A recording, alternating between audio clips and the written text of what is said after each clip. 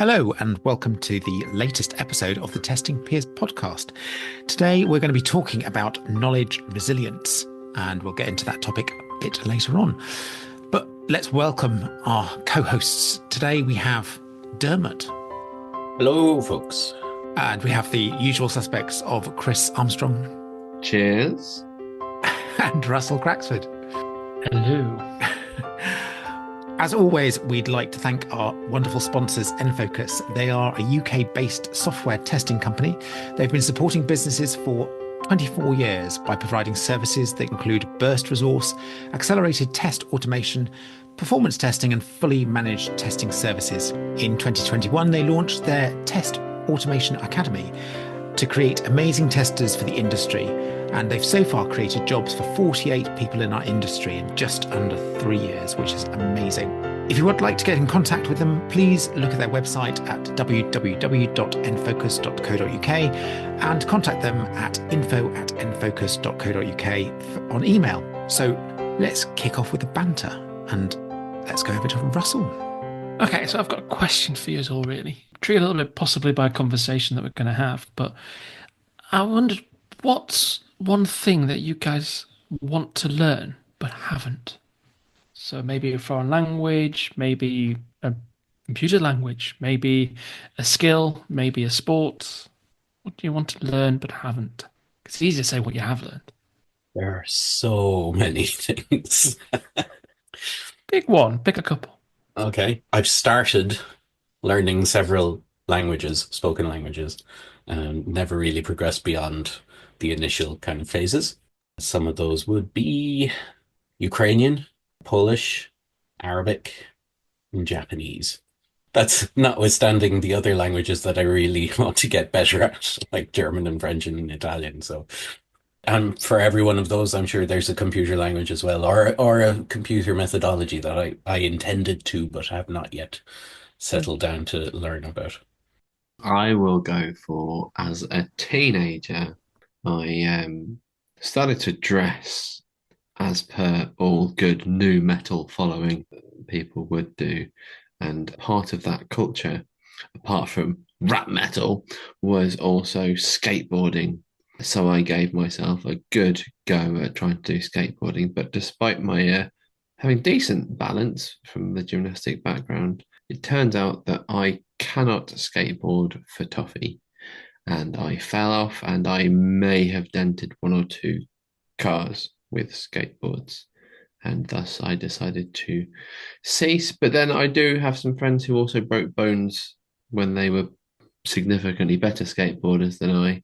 So maybe I got off a little bit lightly. So for me, I'd like to be a bit more chill. I would like to improve my mindfulness, and also, although I do a lot of exercise, I don't do a lot of stretching. So like to learn how to stretch better so that I'm a bit more flexible, because I can't touch my toes. So test me in the next peers con as to whether I've succeeded in that learning journey. I can extend your arms or shorten your legs. That might help. Well, I can touch them if I bend my knees, but yeah. Fair enough. How about you, Russell? I'm similar to Dermot. I guess it possibly with languages, but it's definitely not a skill set of mine. But I'd probably go for music, actually. Probably would have been more useful to have learnt to play the guitar, for example. I played it for a little bit, but I didn't stick at it.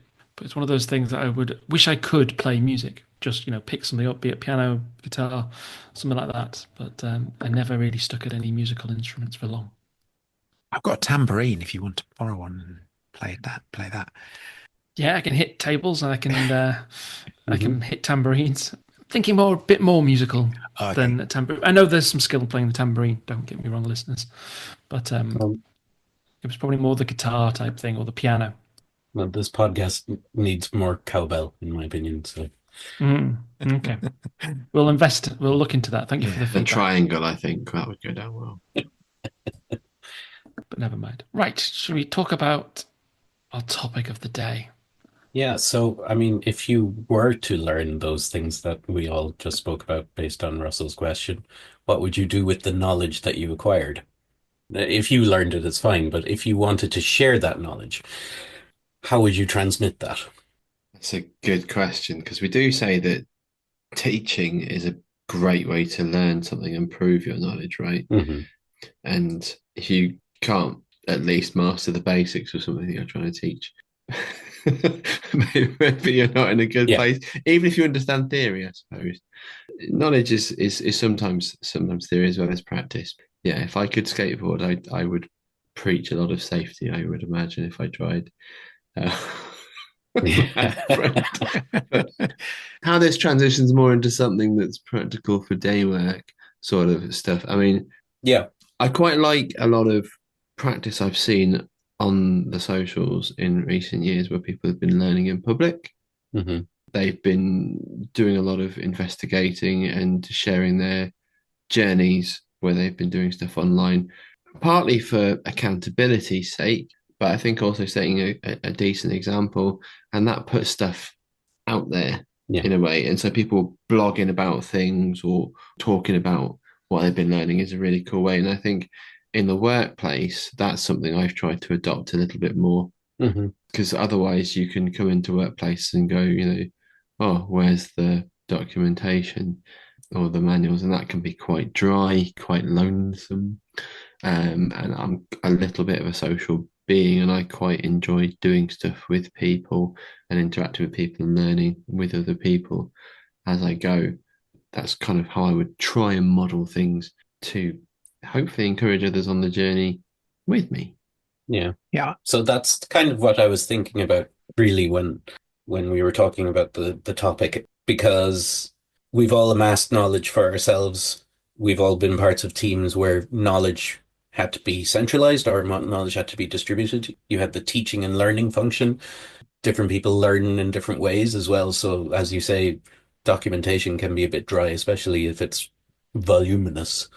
And with that and what's going on in the public sector in the US, where servers are being switched off on foot of the Doge efforts within the government. And I know for the last year or so, agencies like the FDA and the CDC have been rehoming a lot of their databases to other countries to protect them from the rampant server switcher offer. So stuff like that just made me think about how fragile knowledge is. And I'm not just talking about data, I'm talking about knowledge, like enabling people and having the tools to enable people to do what they need to do or what they want to do.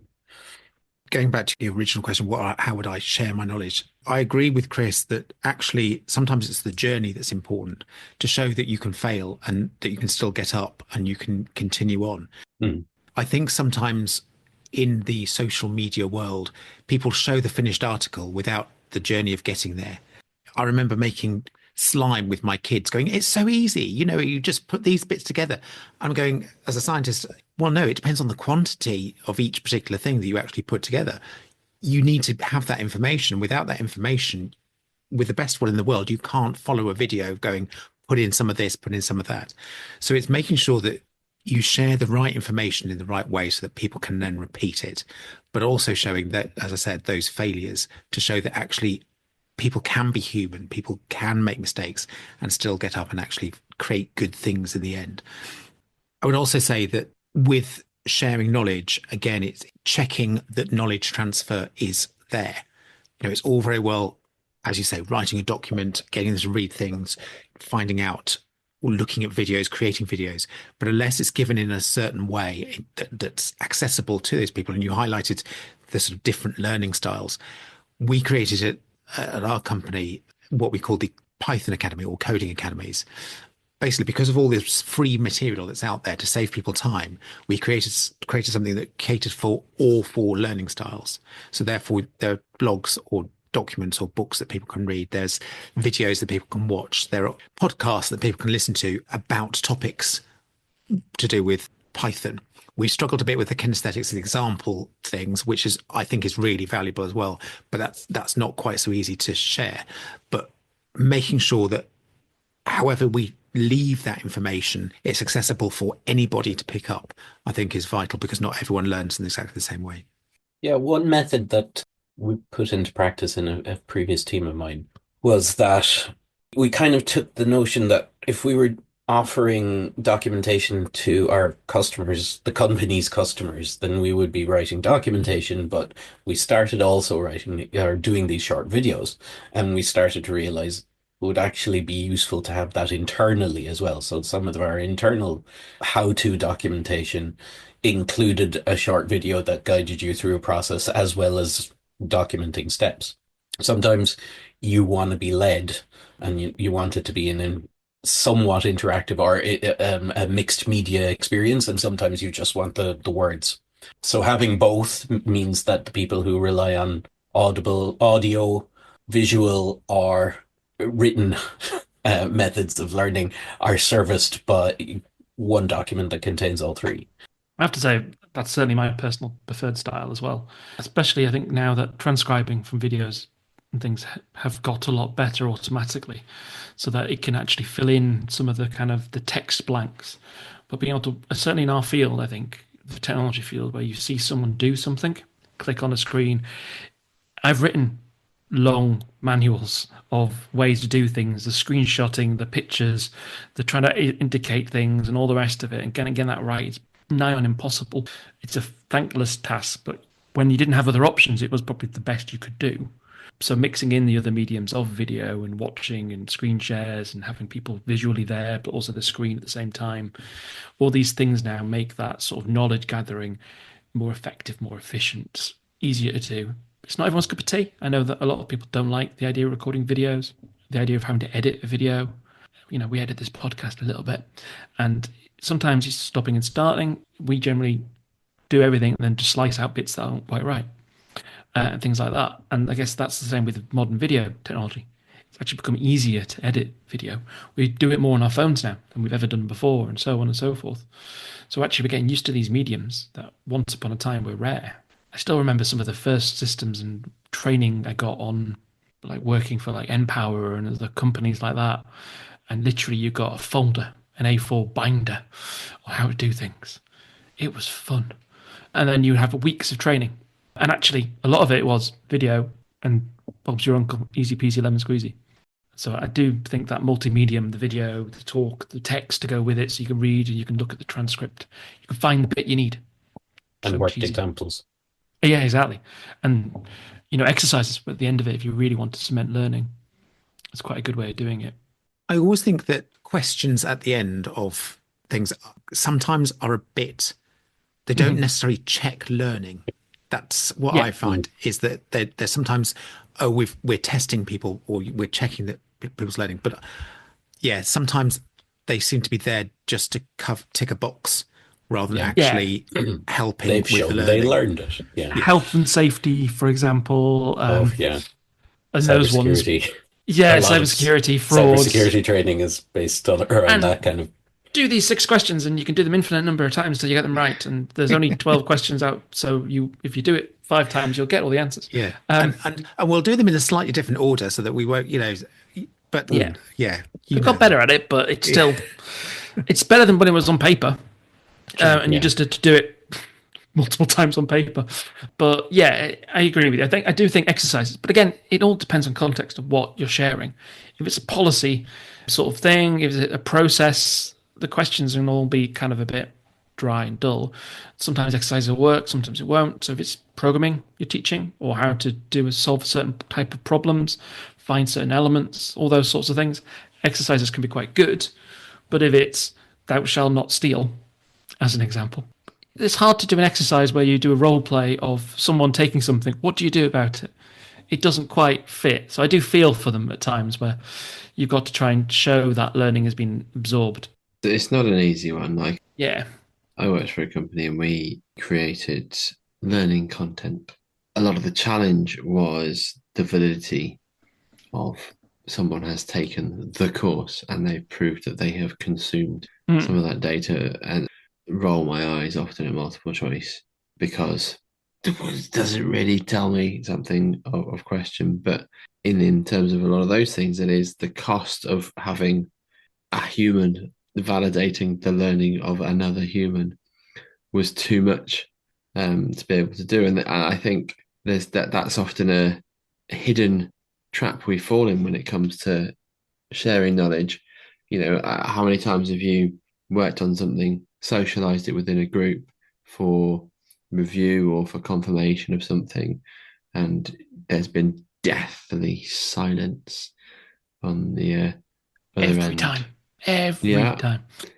not only deathly silence with these things, but also just a lack of interest.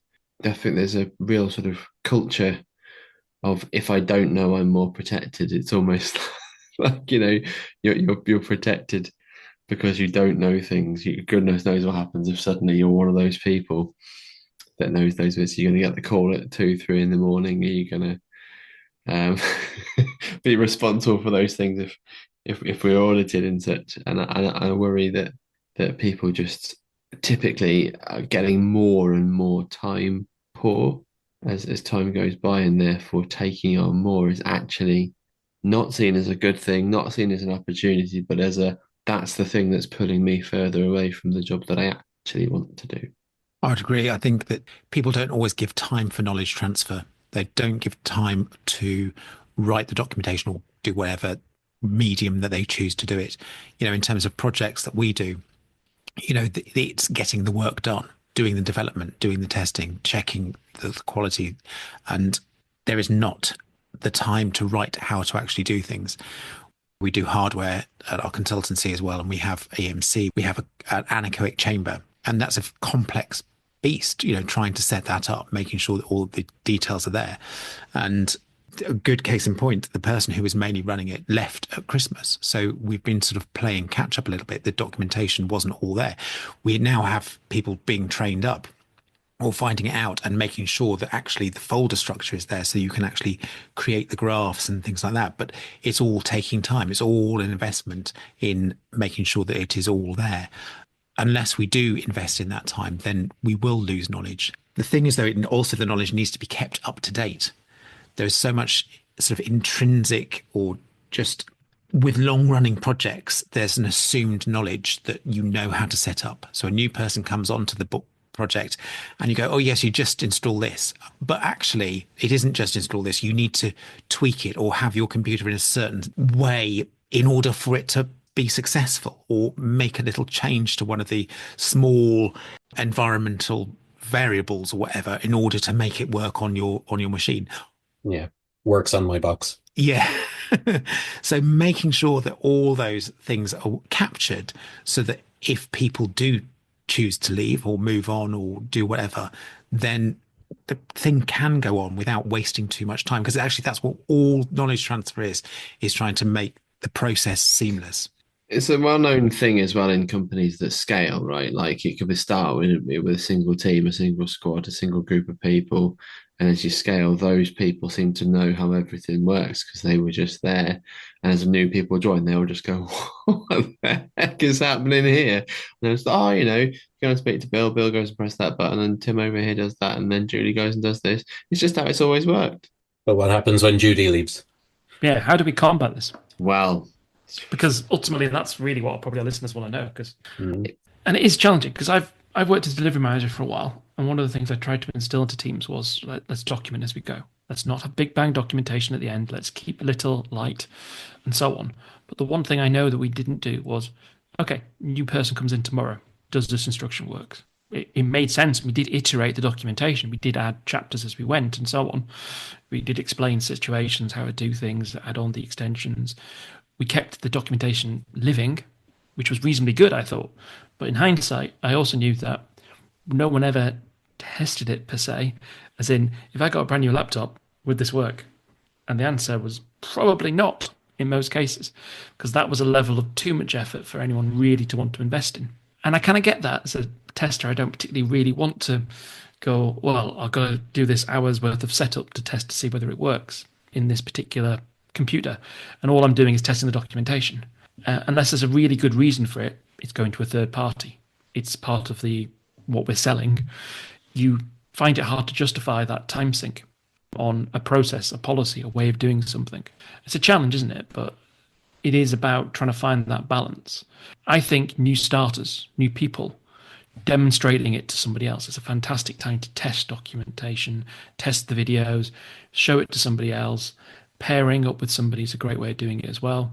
Tell you what, can you work through this? I'll take notes as you're doing it, and then we'll do it together, and you'll learn a lot more than you pretending. Because I must admit, even if I pretend to be a novice, to install it on a new laptop, I'll take shortcuts without realizing it. I'll read into the documentation what I wrote, what I thought I wrote, not what I actually did write.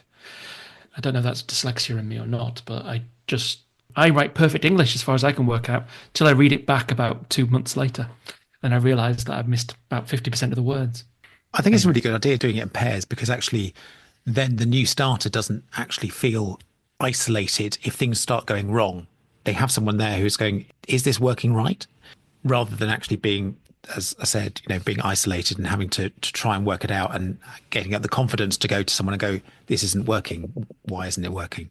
Not to harp on about things that we talked about in the past, but there is a point of making a place safe enough that people feel that they can call out knowledge gaps, problems, issues, non-optimizations in process or documentation. It's not always the case that people feel that they can. There's check the manual, stupid kind of, I'm being polite with the particular way I'm rephrasing that, but there's a lot of that sort of attitude that's been rife in our industry down the years, and people haven't felt safe to check on those things and speak up, and not just because they don't want the extra work, but also because they don't want to be undermined or made to feel stupid for being the ones to ask those questions. So I like the idea of having someone onboarding, pairing with someone else who can help model asking those questions, querying those things, pushing back on those. I think it's a nice way to bring someone into the company where you can go, oh, that's interesting. I like that. Yeah, no, I don't like that. I've done it when I've been left alone, and it's horribly isolated because you think you should be able to follow it. You assume it's guided, it's there, it's good, and actually the context is generally wrong somewhere. And then you'll fiddle, like if you're like me, and you might make it worse. And then that makes it even harder to talk to somebody because you actually feel like you've been the problem. So it is a world, but not all the things can be documented in that way. That's a great way of like introductory to a framework, introductory to how to do a release maybe where you are, or how to write a test case. Those sorts of things can be generally described, I guess, to a setup can be done. But a lot of what we do is a bit more ad hoc though, isn't it? It's who do you speak to about what? Yeah. That's some of the knowledge that we lose. And certainly in the leadership role, that's the knowledge I find almost hardest to find out in a company. You come in, and unless you've been there 10 years, you don't know who to speak to about what. Like you can get a lovely matrix, job description, title thing. It doesn't really tell you much. And getting that knowledge out of people's heads is hard. Getting that documented, recorded in, or passed on is often hard. Again, shadowing is one of the better ways, but it is something that I've had people say, oh, it's just time. People don't generally stay in jobs more than a couple of years. So if it's going to take a couple of years to learn it, then there's a problem here. And that's going to grind your gears as well. Like if you're trying to get up to the same speed as other people in the organization, and it takes you longer because there isn't a clear route, you don't feel you're performing at your best. That's going to grind you along the way as well. So, you may not even stay the couple of years if it's not a satisfying job to be in. It puts you at disadvantage to your colleagues, if you know what I mean. Anything that feels like that can be frustrating, to your point. That information is something that we've got to try and cascade, share, store, create. And, sometimes it's just being less robotic with some of these things and actually having more of a rough description of the type of stuff people do rather than just a job title. It's maybe on a diagrammatic sense that all you can afford is a job title. It doesn't mean somewhere else there isn't a bit more of a guide, an intro. Some such, this guy knows a little bit about Jira, is a classic one. Therefore, he's the god of Jira. That's the way it often sometimes works. But even just little hints to who might know something about, oh, yeah, Dave built this stuff. That sort of like mini biography almost of people can be a great way of kind of understanding a bit more about what they might know, who to speak to about what, where to start. So that's really what you need. Let's take this topic in a slightly different way and talking about resilience. What about people who are resilient to giving up their knowledge? People that they think that sharing their knowledge means that they're then superfluous and may well lose their job because they've shared. They're so intent on keeping their knowledge because then they are deemed as useful. Mm-hmm. I can understand the mindset to a certain extent. I was in a previous job in a room with a senior vice president who explained to us how it was a good thing that we were training up our own replacements. Oh dear. Not a very tactful person, it turned out. If that's a knowledge transfer that ultimately ends in your dismissal, then I can sort of understand it, but there is a certain amount of trust that you need to have in an organization. So we talk about the safety of asking questions. You also want to have the safety to share knowledge and to make yourself less indispensable on the hope that in doing so, you're actually making yourself more indispensable as a collaborating team member. Yeah. It's one of those things that I've talked about with consultancy, and my sort of take on consultancy was always I don't want to work with a service provider who's going to basically get themselves clawed in and hide knowledge or protect IP so that we have to keep on paying them. I want one that's going to be so damn good at being here, sharing, training, solving problems that we want to give them more work because they are that brilliant, like as a more of a trusted strategic partner rather than someone that we've ended up getting stuck with for a long period of time. And I feel like that's a decision you probably make either consciously or subconsciously in different companies. And the more of one you see, maybe the less you want to spend in that company as you go. But I think as folks who've maybe been privileged to be leaders in their workplace, one of the things I would say I would try and do is not only remove dependence on me, but also in terms of if I did enough that they didn't need me around, I'd probably think I'd done a good enough job in transferring those things. You want to leave a place better than you found it normally, Mm. I hope. I've always had the mentality of my role is to make myself redundant as a leader. If I can help the people around me do it without me, I've done a fantastic job. That's the measure of success in my head. And what I don't want to be I guess single point failure. I don't want to be a bottleneck. I don't want to be those sorts of things. So the more I can cascade, share, disseminate information, the better I'm doing my job. Doesn't mean one other person needs to know everything I do. That's possibly crazy. Diversify, have different people that have different knowledge of different things, but spread that knowledge, spread that information, enable people to do the right thing so that there isn't single points of failure. There isn't multiple single points of failure. If Russell's off and David's off, we can't do anything. That would be bad. So you disseminate, share, and you try and enable people. Like if I ask someone to do something and they need some support, I give them the support. You work with them, you collaborate. It's that whole thing about like fishing and fishing rods. You want to give them the fishing rods so they can catch their own. You want to enable them to have that knowledge because otherwise all you're doing is telling them or consenting or giving permission. You've got to be in a place where you enable people to make that decision in the future and pass on that information. And I think knowledge sharing has got to be centered around this idea that a single point of knowledge, bad. We talked about turning servers off at the very start. If you have only got one place where you store all information everywhere, if it goes down, like you wouldn't do that with servers for your application live systems. But sometimes we do that as a strategy of the business. Like everything must be in SharePoint. Great. What happens if SharePoint goes down? We don't have the kind of backup plans and diversification of things. And I don't think SharePoint's the world's greatest. I don't think it's the worst. But actually having one place where everything goes is sometimes a dangerous strategy. I kind of get it because the opposite is you have multiple places, look everything up, and you've got duplication and chaos. But it's about striking the right balance and having different things. You might not have the same data everywhere, but you need to make sure that you're not got one place, I guess, that all that information is, or one person, or those sorts of worlds. And sharing it is the key thing, is making sure that people have that information, that you are training them, and it's not just a document. I think for me, recognizing that if someone chooses not to share that or finds it difficult to share their information, first of all, I'd question the psychological safety of the company. First of all, I think Chris mentioned it before. Why are they choosing not to?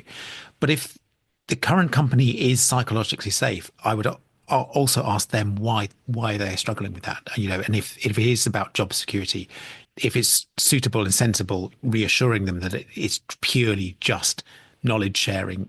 And I always now, rather than being run over by a bus, which is rather negative, I always say, if you win the lottery and choose not to, which is a bit more positive way of saying it, especially to a particular person, you need to frame it as to helping other people, not as you losing your knowledge or your expertise. Absolutely. The context that it's messaged is vitally important as well. I like that. Definitely don't get hit by buses. Part of the resilience part as well is how live the knowledge is. So that can be a function of age, but it could also be a function of use. Refreshing and stuff, right? Yeah, exactly. And redoing transfers. So in the past, for example, where we've had new hires and I'm no longer a new hire, I have actually sat in on the training sessions just to familiarize with the way the training sessions go through and to hear the questions that the new hires bring in, because everybody brings a different perspective to things. So it's actually a great way of keeping your hand in and keeping active. But if you have a community of practice or a team or whomever that kind of periodically rotates around this training function, whether they're delivering it, receiving it, or simply sitting in, it's a good way of making sure that there's a flow of knowledge, also a flow of ideas, and a stimulation of further ideas. Because what might happen is that somebody would teach, person A would teach person B something, and person C would say, well, why do we do that? And it could lead to further development, problem solving, changing up policies or processes or whatever, a movement towards more efficiency. So having the knowledge isn't enough. It needs to kind of be cycled and circulated. I think that's a really good point because like we're in peers even. We have single people that do certain things and stuff like that, but actually getting other people into it improves the process. You learn like the way we did, one person does something, but then with the second person coming in, makes it better, gives improvements to it. It's not stopped. So actually by cycling people through these things, it helps drive that continuous process improvement because otherwise it's the same person with the same ideas in the same situation, with the same background, with the same context. It's harder on that person. It's not a failure of that person. It's harder on that person to think differently about a problem unless they have a life experience or something else, or it goes wrong. So there's a lot of parallels with we do regression testing. Why do we do these tests? Well, we've always done those tests. What does this test do? I don't know what this test does, but we've always run this test. Part of the pack. What value does this give? Is it still relevant? Blah blah blah blah blah. But we could dive a lot deeper in. But friends, we have got to time. Thank you very much, Mr. Incredible Dermot Knief, for joining us today. For those of you who aren't watching, which is all of you, Dermot's wearing a wonderful Mr. Incredible t-shirt today. So we thank you for joining us again. Thank you for having me. How many episodes is that now?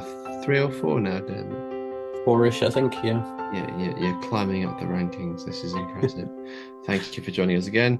Thank you to our good friends at Focus for their continued support. We may or may not be announcing more stuff about PeersCon 26 very shortly, friends. That's quite exciting. And please, we love your feedback. Please tell us ideas you'd like things for us to talk about, how you're finding the pod, how you're finding our audio levels. Are there really good things going on? What else would you like us to get involved in? We'd love to hear from you. You can get us on LinkedIn, Blue Sky. There are other socials, but just stick to those 2, please. And our email is contactus@testingpeers.com. And all other details you will find in the show notes. Thank you very much, everyone. For now, it's goodbye from the Testing Peers. Goodbye.